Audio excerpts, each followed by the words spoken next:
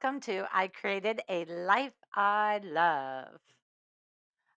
My name is Christine Spindler Denton. And I am Jeanette Rodriguez, and we're back. Hi, Yay! everyone. We are here. We're ready to go. This is episode 4 for us. Our topic this week is going to be Let the Games Begin. So I can't wait till we get into our topic. But I guess we should start out with our What's Up section. Yeah. So first of all, so what's up? I guess I'll start. I'm still. So you're gonna hear this a lot, people. So get ready. But I'm still healing. So here we go. I am feeling better, definitely. It's progressing. It was actually a tough week this week. Just because I'm healing certain parts of my body, I guess to get too much detail and um, drive everyone nuts. But because I was healing certain parts of my body and favoring certain parts, which anyone who has had an injury knows this, right? If you're an athlete, let's put me right in that athlete category. that you favor one part of your body and then so another part of your body ends up getting hurt, right? Well, that's what I did. So that's what's happening right now. So I've had a huge amount of back pain and actually was down on the floor for about a week, for a week with really, really bad back pain of that was not fun. So not good. And it was also difficult because I am now here on my own, which is good. Everyone's gone back to their lives, thank goodness. And as a mom, that makes me feel really good that my daughters who have all come to be with me, they've given up so much jobs, lives, friends, partners, etc., to come and be with me during my first and second surgery. But they have given up so much, and it was time that I was strong enough and that we felt good enough, and my doctor to prove that I could be on my own now. So I'm not fully out in the world, but I'm fully fine at home. But so it was interesting with this little setback being on my own, because getting up and off the floor, being on a really hard flat surface, right? The floor was the Yeah. for my back, with some blankets on it and stuff. But with my two dogs, that's not wonderful. So it was because when the blanket's down on the ground, I don't know about anybody else's pets, but you put a blanket or a pillow or anything on the ground, they are on that sucker. like they're Yeah. like it takes three the blanket hasn't even hit the ground and they are on it. It's theirs. So me being on the ground, and trying not to get stepped on or to open up any of my wounds or things like that or take out any stitches, was a little bit interesting. And getting up and down off of the floor was a little bit Yeah. painful. Yeah. So, again, finding the joy, finding the positives. Uh, there was a lot of moments where you just have to surrender and you just have to let it all happen, and just it goes to laugh. I go to laughter. I go to sarcasm. I have full conversations with my dogs as to how they are missing the point of me healing myself if they're going to injure me. They're So probably looking at you like, "What are you talking about?" we know she's crazy. She's hit a new level. Yeah. I somehow find more ways to laugh at myself or to get myself in situations where all you can do is laugh. So, yeah, there was a lot of laughing, like crying through laughter, right? Where the pain is Yeah. bad. So you're crying because of the pain, but it's so ridiculous that you can't turn enough to get up that you're laughing. I swear, if I had the fortitude to, or the thought process to think of videotaping it, I actually would, because I don't care about embarrassing myself. I've never cared what other people think, but just the amount of humor I think people would have gotten out of how ridiculous it was.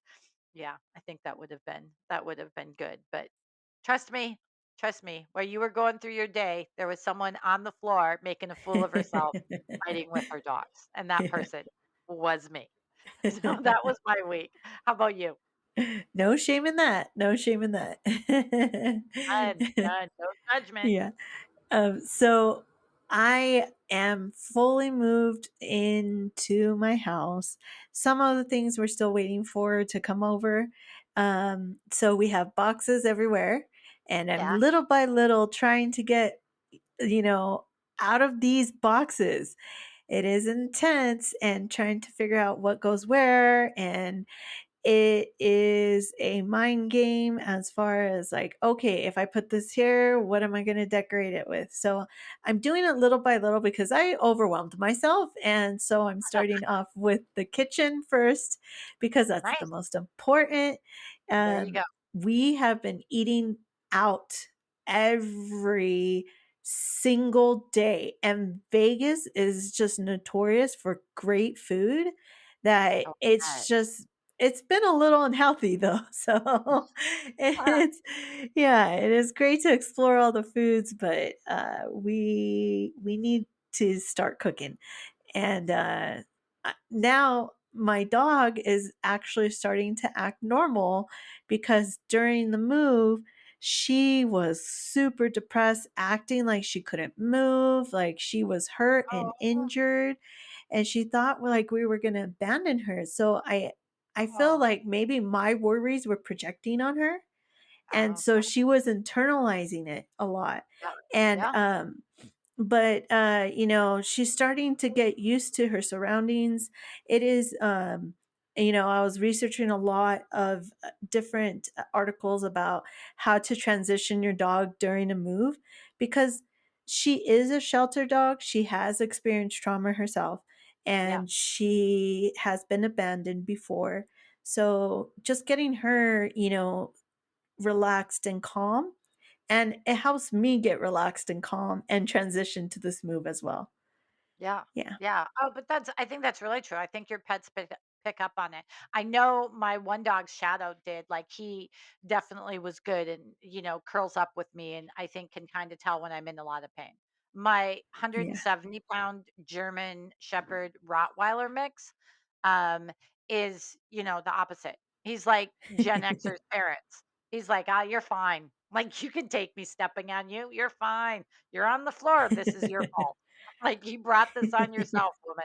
Like, there's no empathy, understanding, sharing of feelings from that one, but the other one definitely. So that's so sad with your dog because I can imagine that, change just in your dogs at all, right, is hard, and especially if they're a little older, like, just change is hard, but I'm sure that she did pick up on. I mean, they say all the time with dogs that they pick up on your energy and what Caesar, right? Caesar Milano, Yeah. working with dogs, just says all the time he's training humans, not the dogs, right? Because their energy, they get fearful when they're walking or they do something, and then the dog picks up on it. And so it takes their energy. So, oh, I'm sorry. Yeah, but we took her, we had to take a break from, getting everything in the house, and we took her on a walk and she was completely normal. So All of a we sudden, at all first we injuries thought, disappeared. yeah, and we're like, okay, you were like acting like you couldn't walk, and then all of a sudden you're like, but that walk for us also helped us calm down too. So it is stressful, and like you said, dogs pick up on your energy so much that they reflect how you feel. They really do. They really Yeah. do. Yeah. Yeah. Well, I'm glad you're in. Um, I will say you're at the norm. Like that's all normal stuff. Like boxes everywhere is all the norm. Like not eating or eating only from whatever will be delivered to your house is good. Back in my day when I had a couple big moves, there was not everything that there is today. So now you can get absolutely anything you want. And deliveries come with like a bottle of wine at the same time, which is Yeah. a necessary thing when you're unpacking boxes. I don't know. You got to be careful too much because then God knows where you're putting stuff. But Yeah. yeah, a glass of wine in the evening when you've been unpacking all day and it just feels like you're getting nowhere in the process, but you are. Again, you won't be. The thing you have to keep telling yourself is you won't be in this place forever. Like that's one of the biggest things I think that happens to people when you get stuck in a spot or a spot is difficult to get through. as I was telling myself, staring up at the ceiling this week, I won't be here forever. At some point, I'll heal. At some point, Uh-huh. I'll be able to move. And that, and, same with you. At some point, all the boxes will, they'll Be all gone. be gone through. Yep. Yes. They'll be gone. Yeah. Yeah. At some point. It just doesn't happen as fast as sometimes we want. Exactly. Yeah, yeah. So, enough about my move. Let's talk about our topic today, which is All a right. great topic that Christine is extremely passionate for.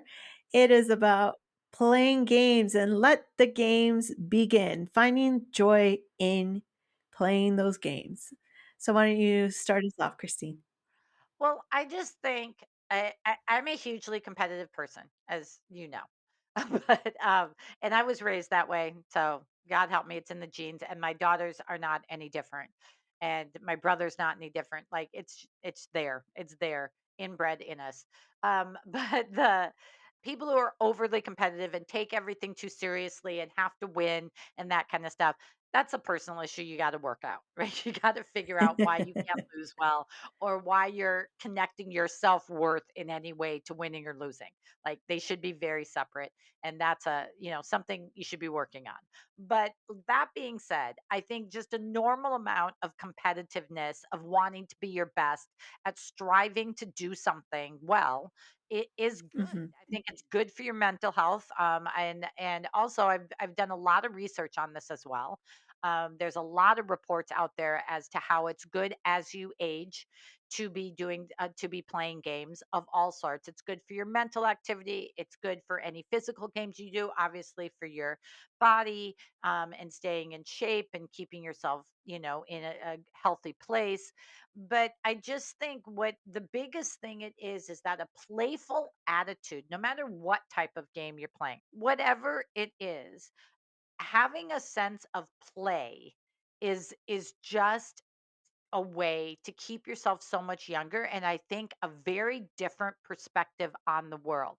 I think people that enjoy sports in general, enjoy games in general, those are the people I want to hang out with, I have to say, because I think one, and again, if they have their competitiveness in check, and we're balanced Uh-huh. here, people, Yeah. um, it's just fun. Like, you laugh, and especially if you're trying a new game, which we get a new game every year, and with the kids, as I age, I'm realizing that I have to work harder at things, or I'm not as fast at things or good as things, in my memory for events, and if you're doing type of memory games, are not is not as sharp as it once was.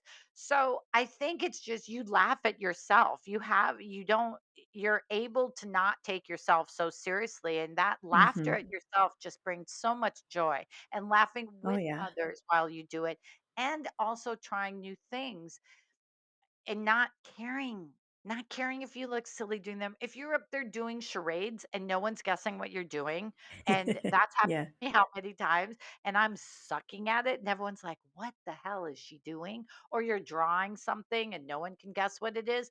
Like, it's just such a funny thing. It's just funny, Yeah. and you have to find it. It just gives you all this laughter and joy, and I think people that can't do that, that can't laugh at themselves, that can't put themselves out there and be silly, those aren't the people I want to hang out with. They're not. I want to be with the people who it doesn't matter, and they're just throwing that caution to the wind, and Yeah. trying to do something. I know. And, games, there's so much research about how it helps individuals grow. As kids, they really encourage kids to, play with others, play games. It helps with social interaction. Christina and myself are both teachers and we both work with students with disabilities. And it helps so much build the expressive language Yeah. and to interact with others, take turns, how, it's okay to lose a game. It's okay to have good sportsmanship, just the basics. And it is something that's extremely powerful. And like Christine said, as we become adults, sometimes we lose sight of that.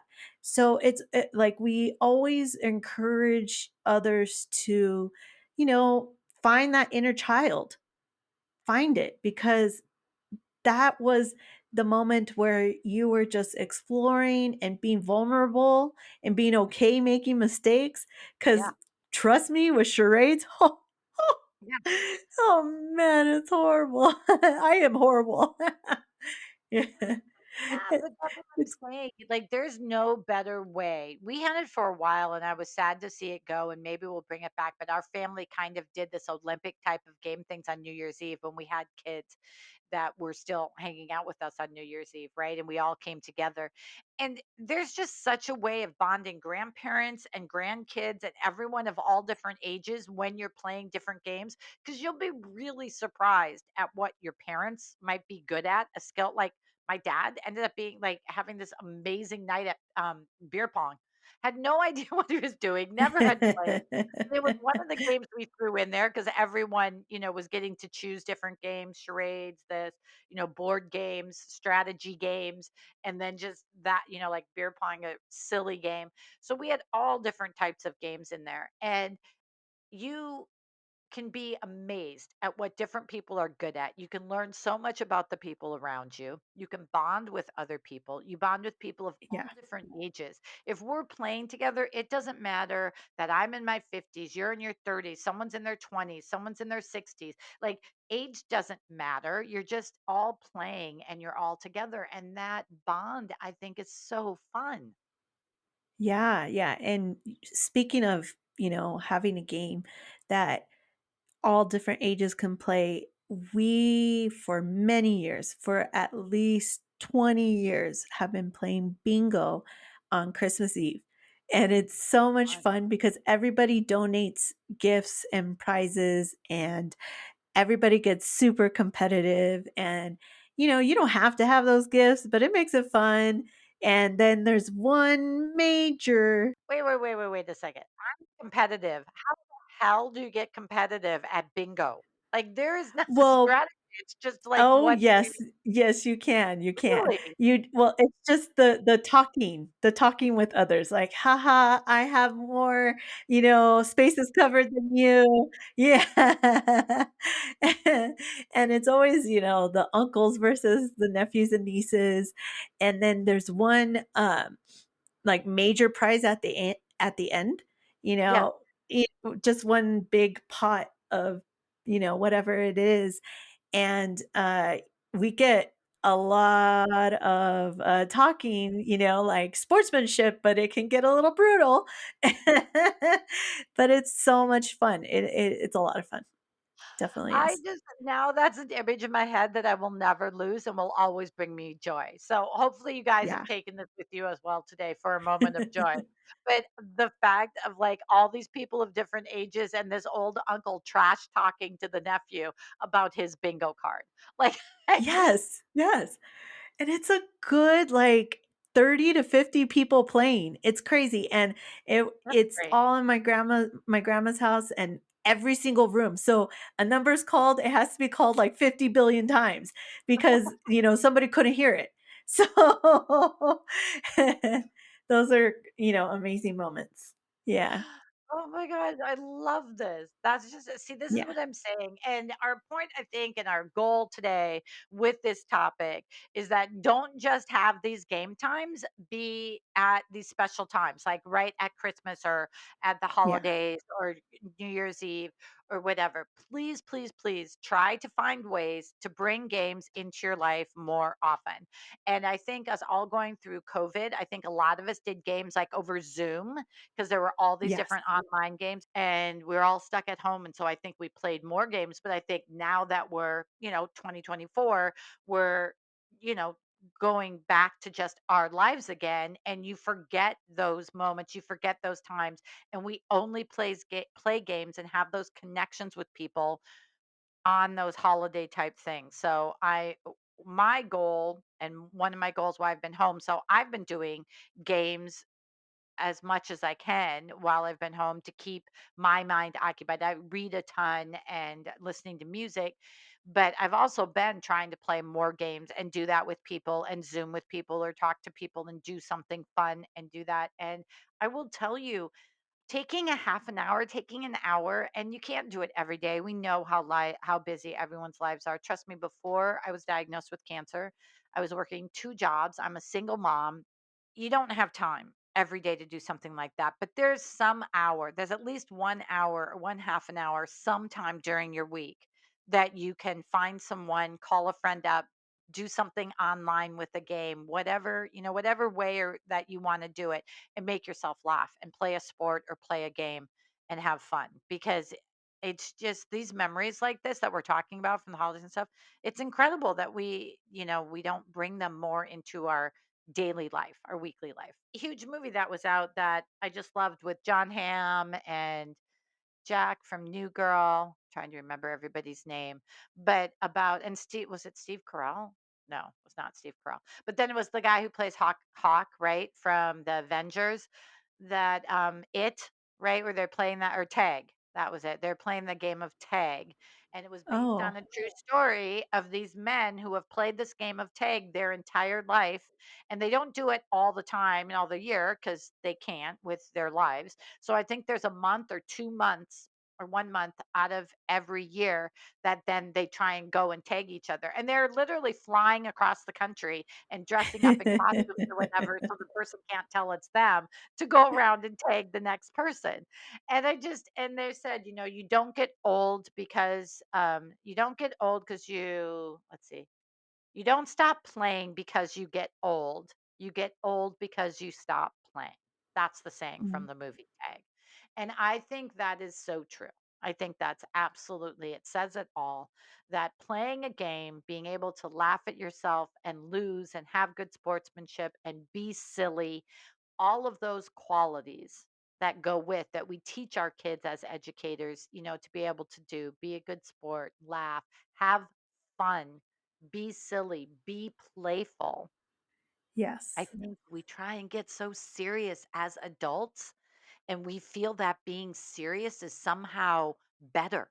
We feel that being serious is somehow more adult and more important. And if you take your job seriously and yourself seriously, and it means somehow you were harder working or more focused or better. And Uh-huh. it's just ridiculous to me. It's just so silly to me because I know you're one of the hardest working people I've ever met.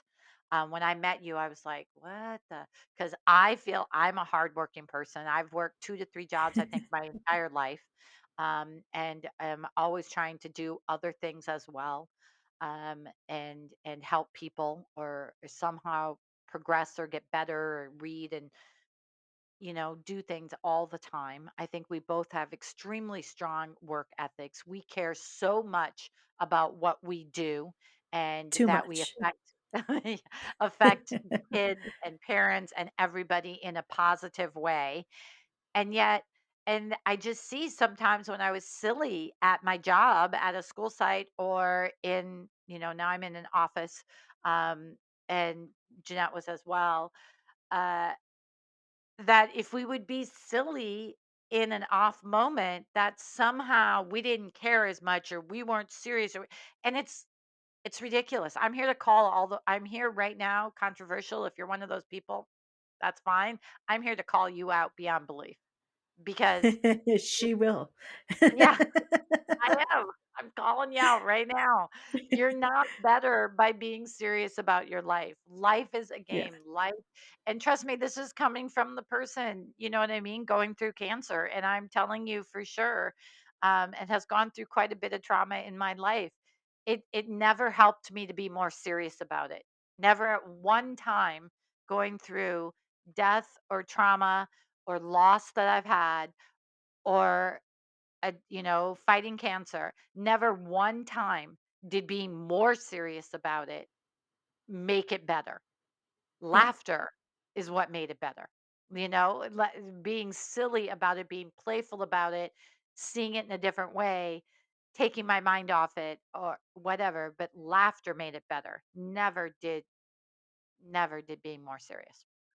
Yeah, moving on to our monthly resource. So, last week we were talking about There's two books, and I mentioned the first one last time, and I'm mentioning the second one now. So it was The Hidden Messages in Water, and the companion book or the next book in it, the next step, is called The True Power of Water.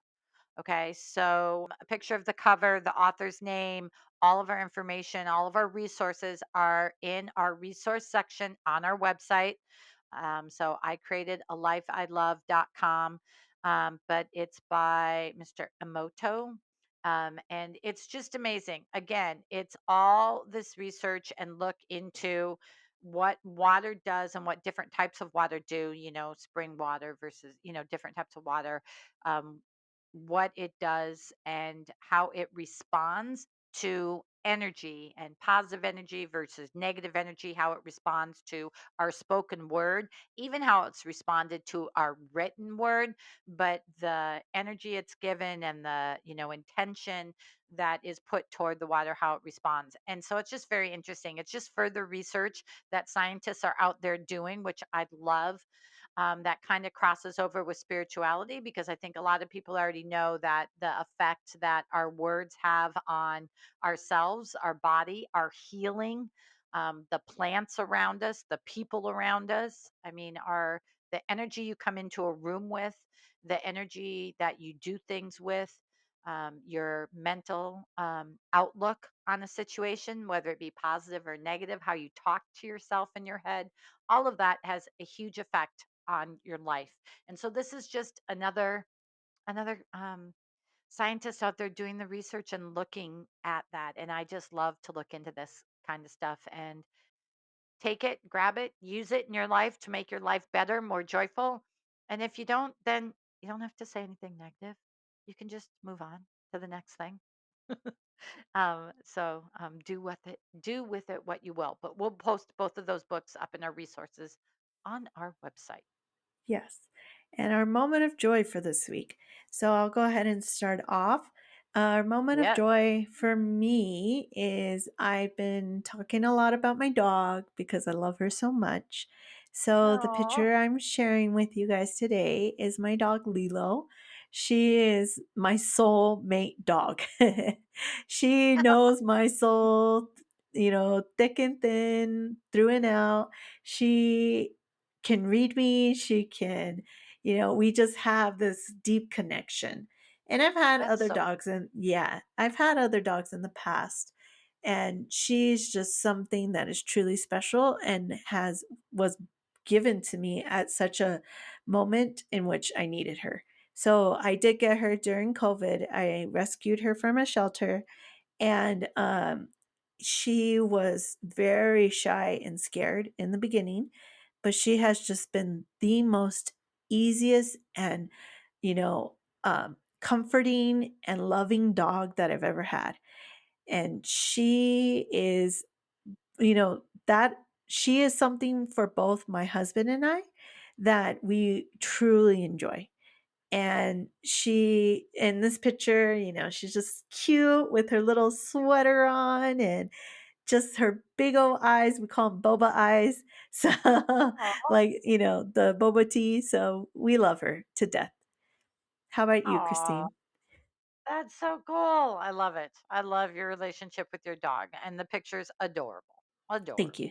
Thank you. Um, my moment of joy this week was we got some good news. And so Yay. I was allowed by my doctor to have a little bit of alcohol. So we actually celebrated with a little bit of champagne. Woohoo. And yeah, and we did a flight. So that's a picture of the flight. And so we did champagne with all different things, which I thought was really fun because, usually mimosas are just with orange juice or, in my day when I would used to have champagne when we would do brunches on Sunday and stuff, it was champagne and then it just literally like the orange juice would a drop maybe was enough. That's all the orange juice was in it. Maybe a drop. Or sometimes just the orange juice would kinda go by the glass, and that was it. But we did all these different types, all these different mixes with the champagne. So we did, like, a grapefruit and champagne, Ooh. we did an apple and champagne, we did the orange, And then what was the other one? I'm trying to remember. I'm not going to remember, but I think that's the one I liked because I did like the grapefruit one. Uh-huh. Oh, I think it was a pineapple. Was it pineapple in the champagne? Ooh, Yeah. So, tropical. anyway, and there was a number of different ones that we did. We did a number of and I think there's a cranberry with champagne too. So, anyway, we had fun and did a couple different types of mimosas with different juices, and it was really fun. We had a good time. Good time had by all and got to celebrate. So that was my moment of joy this week. And so there's a picture of the flight of I think 4 of the different types that we had going. So yeah. So then let's talk about our Monday Minute is up, our new Monday Minute. Remember, this is your approximately 1 minute recording of nature sounds, a little bit of pretty music in there too, and some really positive, inspiring words that we hope that you can use throughout your day when you're starting to feel stressed out in your day. If you want to use it like on your car ride in, on your car ride home, maybe at lunch, or just at a break that you might have sometime in your day, definitely use these Monday minutes throughout your week. We put a new one out every Monday, and hopefully they just give you some calm. I think this week, it was just really saying take your time, that you don't have to rush. Take your time, take this minute, and just relax and do a couple of breath exercises. And it's just a way to get the intention back to you, right? One thing that's really powerful in your joy and living a life that you love, that you're creating, is that you're in charge of your day. No matter what happens in the world around you, no matter who bothers you, no matter what good or bad news, whatever comes into your life, that you are in control of, you having a joyful day. And that can start out great in the morning and it can go sideways fast. Yes, and You I'm get, sure we all need that. Oh, yeah. yeah. Yeah, so take a minute. This just gives you time. You can use the same one or different ones a couple times throughout the day, whatever you want, but they will be up. I think they're on Pinterest, they're on our YouTube channel under shorts. So they are there for you. Woohoo, awesome. Remember to send us your moment of joy at I created a life I love at gmail.com. Our website is I created a life I love.com. Go there. And then we're on all of social media and our Facebook group. We're also going to be talking to you guys about our ebooks. We're going to be offering those to everyone as well. We're going to have an ebook, hopefully for each month on the themes. So, and we're going to tell you how you can possibly give those and follow along with the book and use that throughout the month as we talk on that topic. The whole month, we are going to be talking about judgment. Now, it's not Ooh. just judgment of others, it's judgment of yourself, judgment of situations, and it could be judgment of others in that moment. But we're going to do a deep dive into all of those different topics. I am very passionate about one of these topics in here, as Jeanette knows. She's heard me on this rant before, so get ready Yes, for it, people. get ready. Get, get ready for it, people. It's coming. All right, wonderful. Well, great. We really hope that you guys have a fantastic week. Please use all the resources we're throwing out there to you. Jump onto any of those as well. And our blog is also up. We put out a new blog each week, and that's on our website too. So you guys can read that as well, where we kind of delve into a little bit of a different topic than what we discuss on our podcast. So join. All right, thank you, everyone. All right. Have a great week, everybody, and go out and create a life you love. Bye. Bye.